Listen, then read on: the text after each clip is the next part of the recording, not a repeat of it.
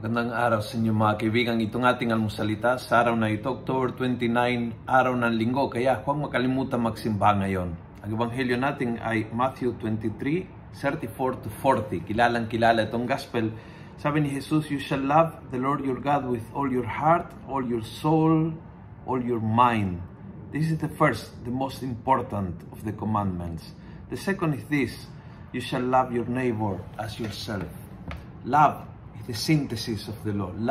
Love ay yung pinaka-siguradong paraan para gawin lagi ang kalooban ng Diyos. Kung yung tanong mo is kung ano ang dapat kong gawin, hahanapin mo ang sagot sa pagmamahal. Anong pinaka-the best uri ng pagmamahal sa taong ito? Tutulungan ko siya o hindi? Depende kung anong mas ma-express yung pagmamahal sa tao na yan. It's not always helping. Minsan, kailangan hindi mo siya bigyan para gumising siya at gumawa ng sariling paraan. Minsan is patatawarin mo ng tahimik. Minsan ay kailangan kumprontahin mo siya para iwastong. Ang tanong lagi is, what is the best way to express my love for God, for myself, for this person? Love is the answer at doong hahanapin ang sagot sa lahat ng katanungan ng ating buhay.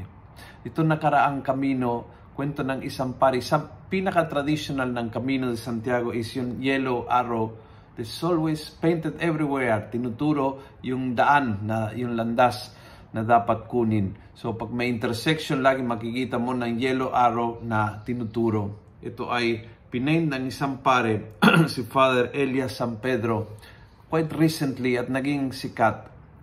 Sabi ng isang pare sa homily, pag-ibig ay parang yung yellow arrow that will always tell you where to go. Kapag nagdududa ka, kapag hindi mo alam anong dapat mong gawin, ang tatanungin mo is, anong sinasabi ng pagmamahal? Paanong mahaling ang taong ito ng lubusan? Paanong mahaling ang Panginoon ng ganap?